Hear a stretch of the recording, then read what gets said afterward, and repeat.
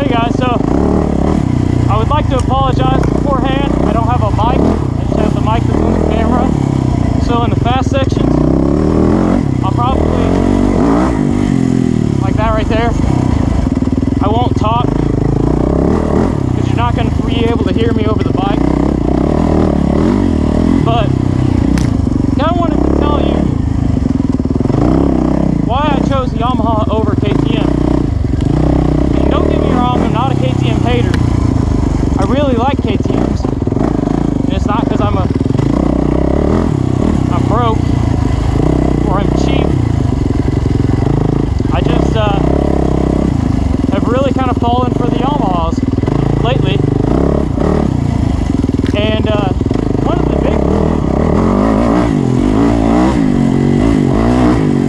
the big reasons is because if you're going to buy a new bike, I won't even stop to consider the used bikes right now. If you're going to buy a new bike, you know, like let's just consider a 450FX and a 450 XCF, you're going to be looking at around 10 grand. Say you find a good deal. I'm sure you can find something better than 10 grand on 450 XCF, just like you can find something better than 9 grand on a 450FX. But let's just look at MSRP versus MSRP. You know, if you look at a XCF that's a little over 10 grand and a 450FX is around 9, ow, that tree kind of hurt. You're talking about a little bit over $1,000 difference. So I always hear people tell me that, you know, yeah, KTM is, I think it's around 20 pounds lighter than a 450FX, which, yeah, cool. Weight isn't everything. I mean, really, you're saving $1,000 right off the bat. So if you wanted to, you could buy a lithium battery, which the new KTM comes with, and the KTM, well, the old ones, I don't know if they still do, but I'm pretty sure they do, come with a titanium exhaust.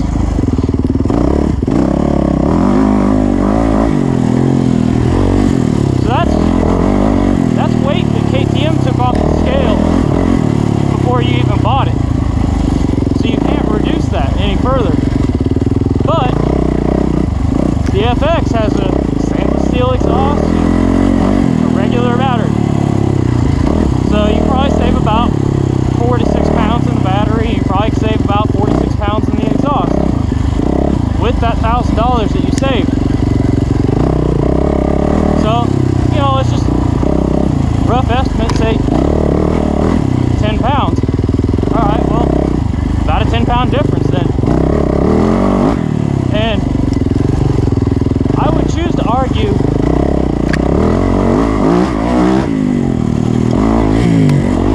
that unless you're bench pressing your bike, which I don't know many people that bench press bikes. I know people pick them up, but maybe you'll feel it when you put it on a stand, but both the damn bikes come with a kickstand, so how often are you going to really use a stand? It really just comes down to how it feels out on the track or trail, which I really like how the Yamaha feels. It feels good. It turns well. Granted, mine got aftermarket triples, but I've had stock ones and they turn really damn good.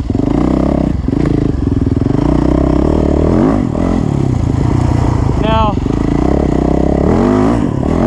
the other thing that's always kind of bugged me about KTM is that, just a second.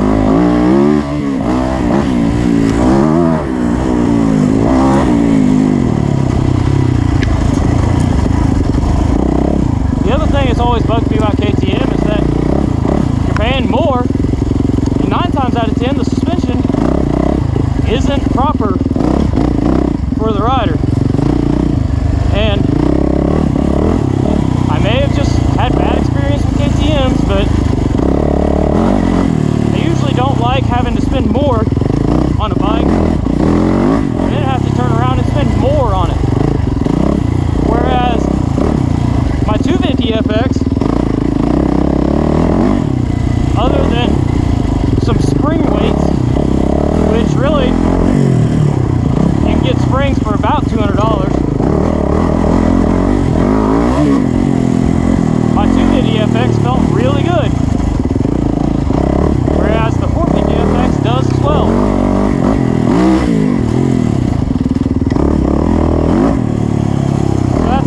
another little thorn in my side, pet peeve kind of deal. But supposedly with the air forks, they're even better. So only time will tell when it comes to those. But there's no real arguing that KYB suspension has always been good, or at least when the Triple S speed sensitive suspension came out. And I really like it. I've been really happy with it. And I don't have $12,000, $13,000 to put into the bike.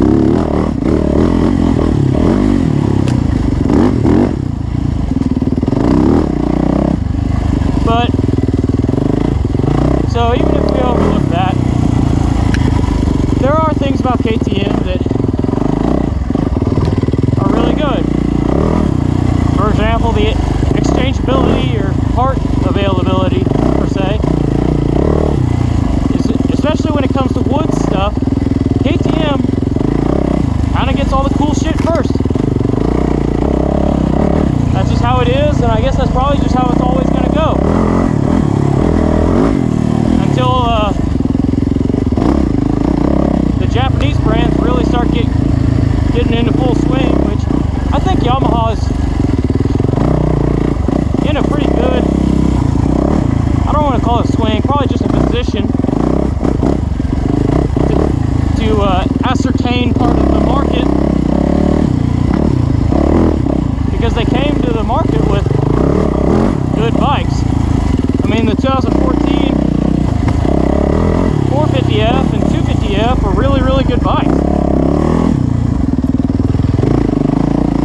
They came out, won all the showdowns they did.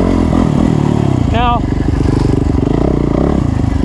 one thing that I've always wondered is, people always, well, mainly motocross guys, tell me that Yamaha brakes are really weak. Well, I've never had that issue. But the other thing is, if you've ever done a hair scramble, you'll realize that about 60% of the market are KTMs. And that you know when a KTM is coming up on you, because the brakes fucking squeak. And damn it, that is annoying. Especially when it's your bike doing the squeaking.